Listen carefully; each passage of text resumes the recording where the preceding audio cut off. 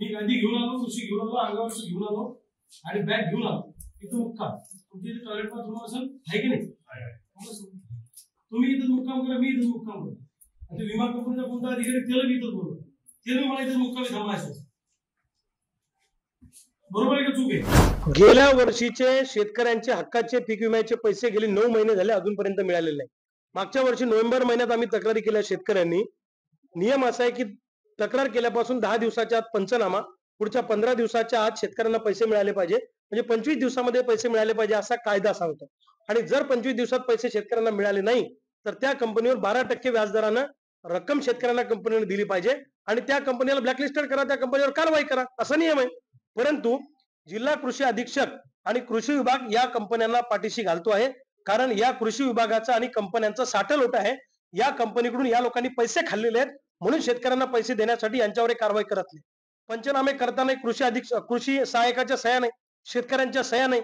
ज्या शेतकऱ्याचं नुकसान झालं त्याला कमी रक्कम टाकतायत किंवा ज्या शेतकऱ्याचं नुकसान झालं त्याला रक्कमच नाही, अशा पद्धतीने दुजाभाव करण्याचा प्रयत्न ही कंपनी करते आहे.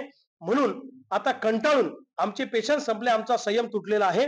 म्हणून मी आता कंटाळून माझी बॅग भरली, माझी गादी घेतली, अंगावरचं घेतलं, उशी घेतली आणि जिल्हा कृषी अधीक्षक श्री ढगे यांच्या दालनामध्ये मी इथं मुक्कामाला बसलेलो आहे. हे ऑफिस आमचं शेतकऱ्यांचं आहे, कारण शेतकऱ्याच्या कष्टातनं हे तयार झालेलं आहे.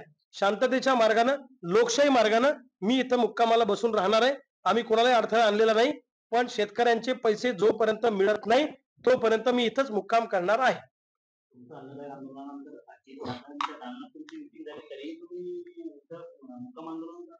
15 सप्टेंबर पर्यंत पैसे टाकू असं आम्हाला सांगण्यात आलं होतं. 15 सप्टेंबरची तारीख होऊन गेली, अजूनपर्यंत पैसे आम्हाला शेतकऱ्यांना मिळाले नाही, म्हणून मी इथं मुक्कामाला बसलेलो आहे.